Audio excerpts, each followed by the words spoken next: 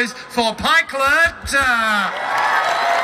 And let's also bring out my favourite dilettante, Mr. Tim Rogers.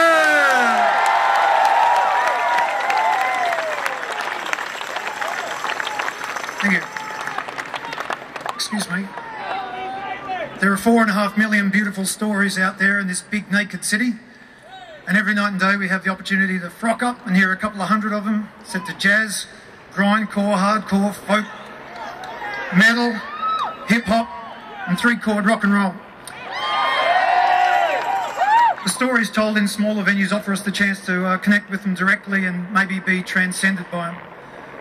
There is absolutely a high risk of enlightenment, a high risk of involvement and a high risk of participation.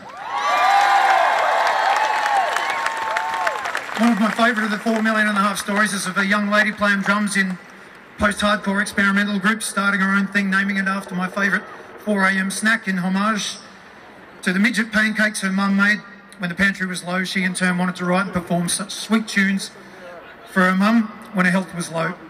Charming stages in the town she now plays all over the galaxy. Music is life-affirming and music doth soothe the savage beast.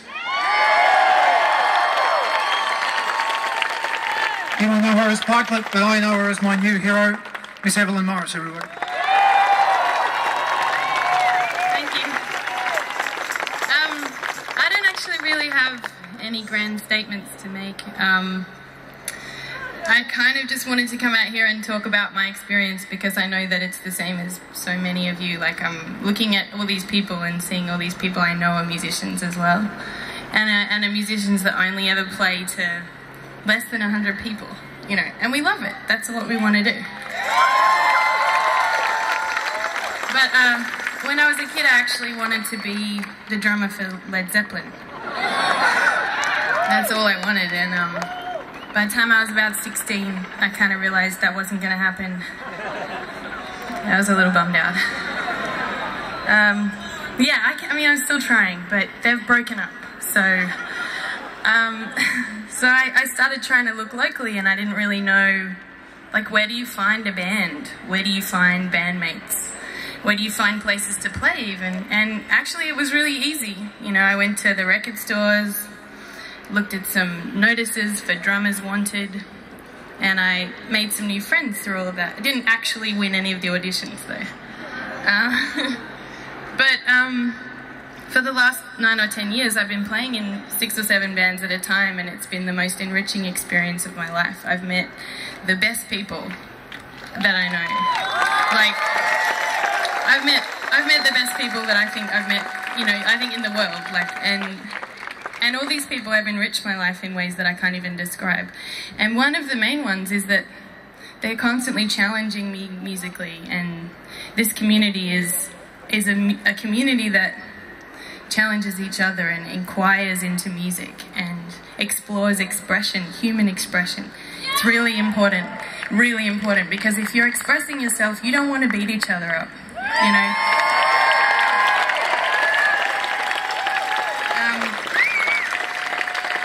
And so, with all of that in mind, I started booking shows at a place called Hell's Kitchen, which was the place I did my second show ever.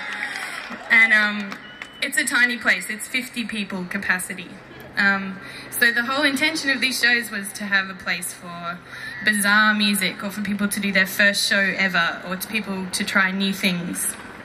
And it's been, yeah, wonderful, but we can't do it anymore, which is a real shame. But whilst, I mean, I didn't really come up here to be negative. I actually just wanted to come up and just say that I don't think that any of this is a problem. Like, this is pretty evident that it's not going to be a problem. Like, we are strong enough as a community to overcome anything. And that's all. Thank you. Ladies and gentlemen, Pikelets and Mr. Tim Rogers. Keep that applause going, please, for Irene Vella and Claire Bowditch.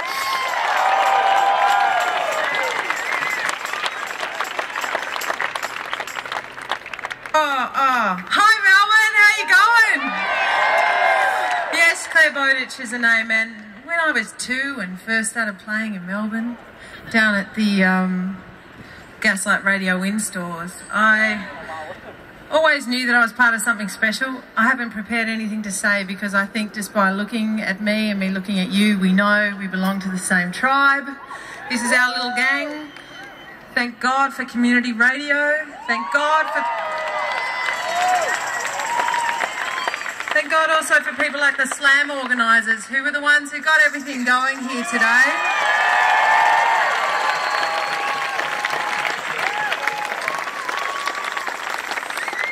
And my gratitude is also for all of those people who will remain probably unnamed forever, who've got together today and made this happen, who've shown how important live music is to our hearts, to our health as a community. I'd like to thank John Perring from Fair Go for giving me my very first paid gig at Bar Open.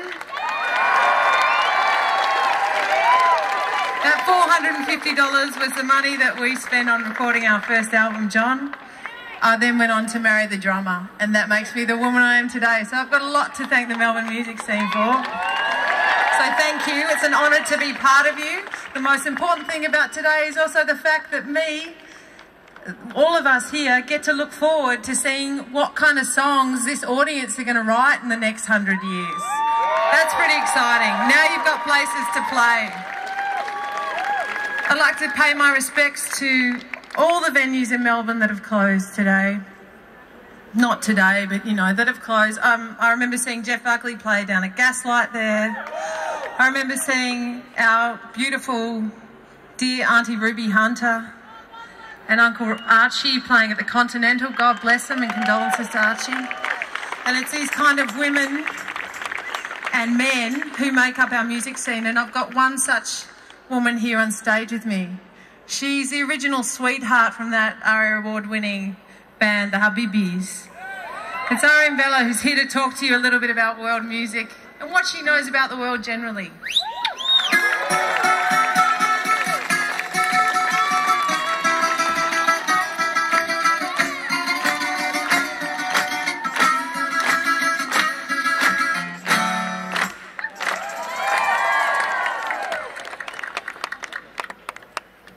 Hi everybody. Do you love rock and roll? Do you love bossa nova? Do you love Greek music? Do you love Italian music? Do you love music? Right. Because that's what it's about. I just want to say a couple of things, because really everything has been said so eloquently, and I'm the last speaker. I think I'm the last speaker. So there's not a lot more to add. But I do want to say that 30 years ago, I had some friends that came from Athens, from Greece, and they came to Melbourne to visit. And I took them out to the city, and there was nothing open. You couldn't get a drink, you couldn't see any live music, and they thought that Melbourne was the worst city in the world. 30 years later, in fact last year, these friends came out again and visited me. And I took them to a gig I was playing at. I was playing with the Habibis and Kavisha Madzela trio in Northcote. The gig finished. I walked out with my Greek friends. Very European. To the left of me was, I think it was Bar 303, there was a Serbian gypsy band. Yeah, let's hear it for Bar 303. I've played there heaps of times. And there was a Balkan Serbian band playing so wild next to us that my Greek friends, my European Greek friends, were very impressed. To the right, I could hear Jenny M. Thomas playing Aussie folk music at Open Studio. An amazing venue, a venue which I've also played at.